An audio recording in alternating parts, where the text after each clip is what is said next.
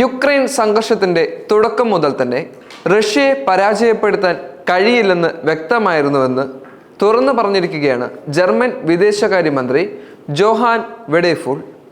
റഷ്യയുടെ ആണവശക്തിയും ഒരു പ്രധാന ഘടകമായിരുന്നുവെന്നും അദ്ദേഹം എടുത്തു പറയുന്നു.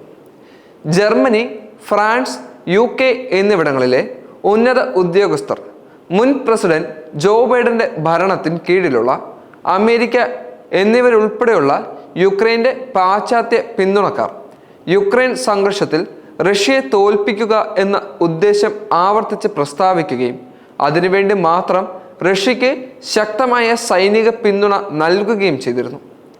റഷ്യയ്ക്കും യുക്രൈനും ഇടയിലുള്ള സംഘർഷം നയതന്ത്രപരമായി മാത്രമേ പരിഹരിക്കാൻ കഴിയൂ എന്ന് വ്യക്തമാക്കിയിരിക്കുന്നുവെന്നും വെഡേഫുൾ സമ്മതിച്ചിട്ടുണ്ട്. ഒരു കാര്യം സത്യമാണ്, ആണവായുധ ശക്തിയായ റഷ്യയുടെ ഒരു പൂർണ്ണ പരാജയം പ്രതീക്ഷിക്കാൻ കഴിയില്ല എന്നും മന്ത്രി കൂട്ടിച്ചേർത്തു.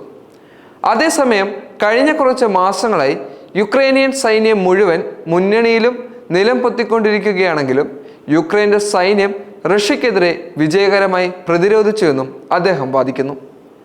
സമാധാന ചർച്ചകളിൽ ശക്തമായ ചർച്ചാ നിലപാട് നേടാൻ യുക്രൈനെ സഹായിക്കേണ്ടത് പ്രധാനമാണെന്നും വിദേശകാര്യമന്ത്രി വാദിച്ചു.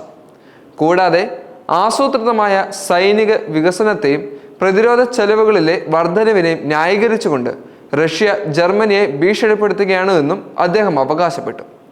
റഷ്യയും ജർമ്മനിയും തമ്മിലുള്ള ബന്ധത്തെ സമാധാനപരമെന്ന് വിശേഷിപ്പിക്കാൻ കഴിയില്ല എന്നും അദ്ദേഹം കൂട്ടിച്ചേർത്തിട്ടുണ്ട്.